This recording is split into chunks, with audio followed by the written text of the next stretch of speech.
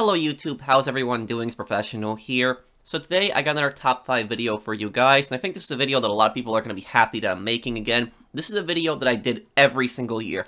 I didn't get the chance to do one last year, but I've done numerous of these videos. And it's top 5 vehicles in 2023. Normally every year I do it, but didn't get the chance to do last year. So in this video, I'm going to be focusing on vehicles that I see a lot of people still to this day don't own, and vehicles that I find really helpful and really useful. Some of these vehicles you might find really common, some of them you might not find that common, but I'm going to be choosing specific categories with each vehicle, from helicopters to planes to an armored vehicle to a regular car. So hopefully you guys enjoyed the video, and if you guys enjoy videos like this and you like more content like this, do drop a like, because it does help the series out a lot. But anyways, let's start the video here. Top 5 vehicles everyone should own in 2023. So starting off at number 5, we have the TM02 Kanjali. This tank originally came out with the Doomsday Heist in December of 2017, so 5 years ago. And the thing about this, there's still so many people that don't own a Kanjali.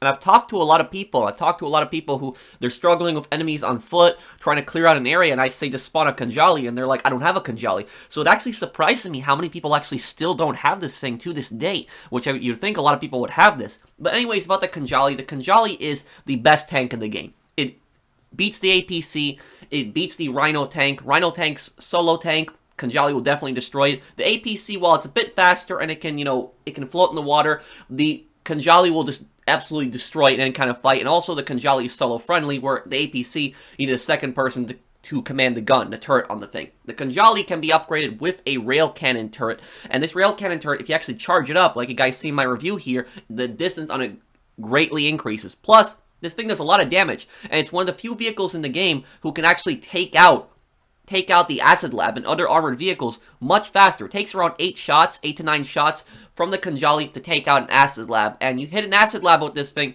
it's gonna flip. Now, obviously, I'm saying this for self-defense reasons. I don't encourage anybody to go out and start killing other players with this for no reason, but this thing is very helpful for taking out other armored vehicles, especially when players are in it. The downside of it is that it's slow. You're gonna have to spawn it with your mechanic, or if it's already your default vehicle, you can just spawn it with the interaction menu. It's gonna take you a little bit of time to get to the person, but what I find the most useful for is in missions. Like right here, right off, this is actually one of the worst, DAX missions. It's a new mission, and this mission you actually can't really use an air vehicle, because if you use an air vehicle, the SAM system is gonna automatically blow you up. The Kanjali, on the other hand, you can just drive in here and you can take these guys out, no problem. Makes it very easy. On top of that, the Kanjali can also drop mines. So if you're being chased, you can drop mines, take out anything behind you. And the second person, it can actually control a remote-controlled machine gun, and the remote-controlled machine gun is actually very effective. But when it comes down to it, it's a very effective armored vehicle. It takes a bunch of explosives that any solo player can use to clear out an area. Very effective for missions, very effective for clearing out cops and other hostile NPCs. It can't be used on certain missions, like certain heists and certain missions that you spawn in, but generally in free mode, you can pretty much use it everywhere that you want for whatever mission in free mode. The Kanjali is also at a price of $3,850,350 normally, but you can get it for a trade price of $2,895,000 if you actually complete Act 3 of the Doomsday Heist. The downside of it, and probably this is the biggest downside of it, is that you do need to own a facility in order to use it, but I'm telling you, it's worth it, and this is a vehicle that everyone should definitely own. It's very helpful. Next at number 4, we have any Imani Tech vehicle. Now, there's a bunch of different Imani Tech vehicles. I'm not going to argue over which one is the best one, because I can see that so many people are going to have a different opinion. But I will say that to get at least one Imani Tech vehicle and make it kind of like your go-to vehicle that you use to drive around the map, because a lot of the Imani Tech vehicles are very fast, and basically the main difference between them and a lot of other, cars in the game is that many of the Imani Tech vehicles, they actually do have temporary bulletproof windows, like you see right here. I think that the only ones that actually don't have the bulletproof windows, the Bravado Greenwood and the Obey Omnis. Correct me if I'm wrong on that, but most of them have bulletproof windows. Most importantly, they have the Imani Tech. And the Imani Tech, you have the RC controls. The RC controls where you can basically turn a vehicle into an RC vehicle, driving it around with actually being inside it. I don't find that helpful, but what I do find extremely helpful is the missile lock-on jammer. Now, the missile lock-on jammer, this will help you out so much. And every single Imani Tech vehicle takes around 12 homing missiles. And so you guys can see right here, My friend, she was driving the Buffalo STX, which is one of the more popular ones, and I told her to try to avoid me. I hate the Oppressor Mark II, but I'm just only showing you guys this, that the Oppressor Mark IIs cannot lock on the vehicles. And you guys see, my player targeting is everywhere. I still can't lock onto this. And even when I try to hit her directly a few times, I can never get those 12 missiles onto her and make her car explode, because the Oppressor Mark II is 20 missiles in total, and you're going to need to hit them 12 times directly in order to actually blow it up. So it's a very effective vehicle to actually drive around and be safe from Oppressor Mark IIs. Also, on top of that, they all have proximity mines with the slick, which isn't that helpful, but it's an extra addition on it. Most of them take around 4 RPGs, except for the Omnis. Now, the Omnis, for some reason, I don't know whether it's a glitch or not, can actually take 12 RPGs. I don't know why that's the case, but this will make sure to keep that in mind. I have all of them on the screen up here, so I'm running around the cars, and you guys see it's Inus Jubilee, Inus Deity, Dubachi Champion, Bravado Buffalo STX, Bravado Greenwood, Obey Omnis, De Classy Granger 3600 LX, and the Mammoth Patriot Mil-Spec. So have one of these vehicles that's like one of your go-to vehicles. You can just drive around the map normally, because I'm telling you, if an Oppressor Mark II griefer comes after you, they're going to have a really hard time killing you, and you're going to have plenty of time to escape. These vehicles are pretty agile, they're pretty fast, and they just can't lock onto you. They're going to get frustrated, they're going to go after somebody else, mostly as a defensive vehicle. Some of these vehicles, I forgot to mention, they also do have machine guns that you can mount in the front. I don't find those that helpful, but also keep that in mind. It's a missile lock-on, Jared. It's the most helpful, and it's going to protect you from plenty of Oppressor Mark II griefers.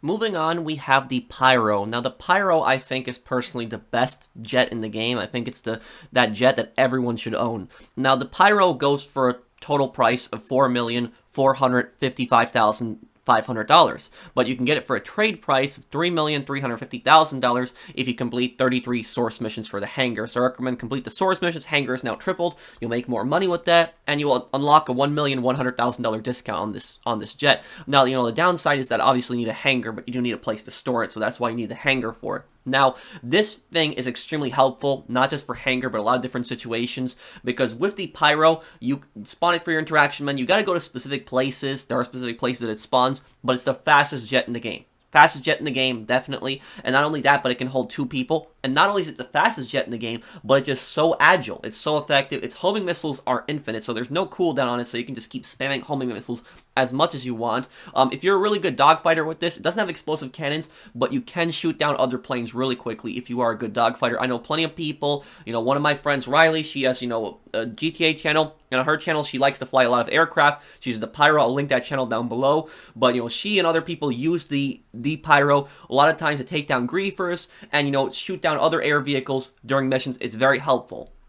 It's such an agile aircraft that I can pick up crates in the air, no problem, turn around, fly to my hangar, and then fly back and try to get another crate. It's the fastest plane jet in the game. I did test this a long time ago. 5 years ago, I did a video, one of my older videos, in which I did speed test against all the other planes in the game. And I did a 3-mile race, just in a straight line. And in that 3-mile race, the Pyro had managed to get across 3 miles in 50.850 seconds. So this thing will get you across the map. It'll get you from the bottom of the map to Paleto Bay in no time, really quickly.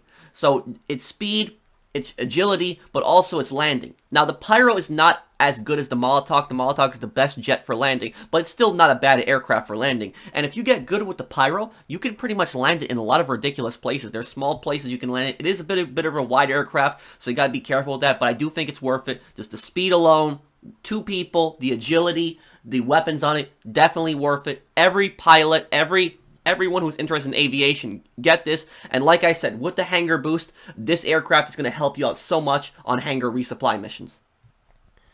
For number 2, I have the Sparrow, and it costs $1,815,000. There is no trade price, and the downside of this aircraft is that you need a Kasatka submarine, which costs $2,200,000. But then you can buy the Sparrow, which is honestly one of the best vehicles in GTA Online. Now, I talked about this in my video 2 years ago, my 2021 video, but I really think that this is a vehicle that not only everyone should have, but it's one of the best vehicles of all time ever added to GTA Online. Why is the Sparrow such a great helicopter? Now, I personally think it's much better than the Buzzard. I know some people are going to disagree with me on that. And the reason for that, there's a few reasons why I think this is better than the Buzzard. First one is agility. This thing is way more agile than the Buzzard. Second thing is speed. Much more faster than the Buzzard. Third thing is the missiles. The missiles on the Sparrow, these missiles are infinite. There's no cooldown on them. Where on the Buzzard, there's a few seconds of cooldown after you fire the 2 missiles. So each missile has a few second cooldown. Or this thing, you can just keep spamming missiles. The downside of this aircraft is it doesn't have great armor, and it only has the missiles. It doesn't have the machine guns. Where the Buzzard can hold 4 people, this thing can hold 2. However, though, there's another plus side that a lot of people overlook. And that is that this thing can be spawned from the interaction menu. Will spawn really close to you, like a block away. Now, I know some people are going to say the Buzzard can do that as well. However, don't think about it this way. When you are in a 30-player lobby, you join a public session, there's oftentimes people that are CEOs, max MCs, and because of that, you can't form a CEO, so you can't spawn this. This thing, you don't need to be in a CEO or an MC. You can spawn this regardless, so even if you're in a full lobby and there's max CEOs, you can still spawn this thing. On top of that, because you can use this thing outside of CEOs and MCs, you don't have to worry about getting raided. So you don't have to worry about having an MC or a CEO open in order to use this aircraft, that's why it's so good. And when it comes to the heist itself, Cayo Perico, this thing is so useful for Cayo Perico. You can get Cayo Perico done in under an hour if you use this helicopter. And while you can't use it on the heist finale, I'm talking about the free mode prep missions. To get everything done, all the prep missions plus the finale, yes, you can do this in an hour if you use the Sparrow. I'll have a video link down below of when I did Cayo Perico in an hour, many months ago. But this vehicle helps out Cayo Perico so much. You can get all the activities done. You can collect everything, get it back to your submarine, take out enemies. Useful for combat. I also find it useful for fighting other players. Against the Mark II is probably going to destroy you. However, though, fighting other aircraft, other helicopters especially, because of the agility of this thing and the infinite homing launchers, yeah, it has a good advantage. So it's a helicopter everyone should pick up and everyone should have. Very useful. One of my favorite all-time vehicles. Before I reveal my number 1 vehicle that I think everyone should own in 2023, I wanted to make a special mention, and that is the Savage. Savage is one of the oldest vehicles in this game. It's been in this game for over 7 years, ever since the original heist back in March of 2015, but this is a helicopter that still a lot of people don't own, and I very rarely actually see this helicopter around, but this helicopter is very useful for missions, and even for PvP. If you're fighting, other helicopters, you get close to them, it's the only helicopter really with an explosive cannon, and it fires very fast, it's very deadly, it can clear anything out in your path very fast, unlimited, homing missiles, no cooldowns on that, very effective helicopter, can carry 4 people. The downside of it is obviously that it's a big helicopter, but this vehicle, because of the Drug Wars DLC, is going to be more useful because, from my experience, this is the most useful vehicle for destroying acid labs. So you see somebody in an acid lab going around killing people, running them over, shooting AP pistols at them. This is the best way to get them out of it. The Savage. You catch up to them, use the explosive cannon. It's more effective than a Hydra or a laser at destroying an acid lab. And it's precisely for the reason that it's a helicopter, it can hover, and you can get pinpoint accuracy with that explosive gun, because the Acid Lab is one of the most armored vehicles in the game.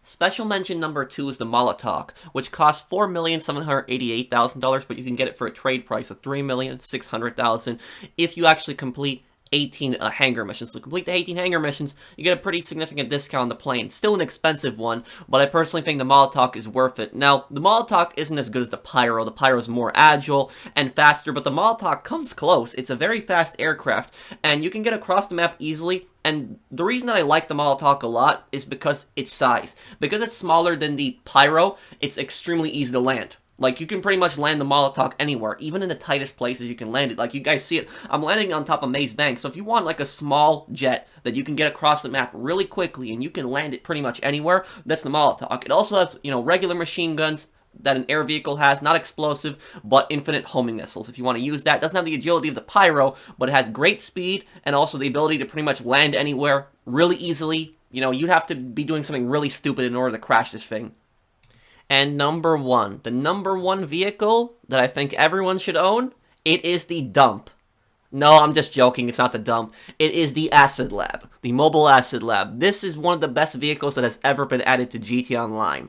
The reason that this vehicle is such a great vehicle, it just has so many features. Not only is it a tough armored machine, this thing is one of the most armored vehicles in the game. It can take 48 RPGs, and even a vehicle like the Savage, which has an explosive cannon, struggles to destroy this thing. But can still destroy it the fastest way possible. This thing is armored, it has a crazy ram, it can ram through anything in your path. It's not like the Pounder Custom at all, where the Pounder Custom has a similar ram, but the Pounder Custom gets stuck on stuff constantly. This thing will just smash stuff out of the way, very similar to the Phantom Wedge, nothing is going to get in its way. It's very fast, it doesn't have the greatest handling, but most importantly, what this is this vehicle has the ability to lose cops, any wanted level. Even if you have 5 stars, you get right inside, you will lose 1 level, similar to the MOC, and the Avenger, and the Terabyte. But most importantly, and this is the best part, it is the first business that's in a mobile vehicle. It really is. There have been vehicles that have been provided through businesses in the past, don't get me wrong, but this is the first time that we actually have a business on the wheels. So we can just spawn this thing. We go right inside, we resupply, or we can call up Mutt, he'll buy supplies, have it delivered. We can have supplies delivered to us within 10 minutes, and then we can boost the asset in 3 hours. This thing will produce over $360,000 worth of product. We sell it in a populated lobby, we get a big bonus, we get an extra $170,000 back, we get over $500,000 for this. And you can do this every 3 hours, and then afterwards you can do it every 4 hours. So you can sell this thing every day, no problem, and you really don't have to do much. The sell missions aren't even really that hard. Most of them are pretty easy. Even the Paperboy mission, which is considered the hardest mission, that's still way easier than some of the other MC delivery missions that are in the game. But that's it. It's the Acid Lab. Very useful vehicle. Everyone should own this thing. And a lot of people are saying this business isn't that great. It is a great business. You just have to complete the annoying Dax missions. But once you complete those Dax Fooligan missions, this thing will be ready to go. You'll start making a lot of money from this, and with double money, it's also really effective. So one of the best businesses ever added to GT Online, arguably the best passive business. So thank you guys for watching. I hope that you guys enjoyed this video. If you did, drop a like. I want to make more content like this for you guys, and I'll see you guys on the next one. Take care, everyone. Have a wonderful day, guys.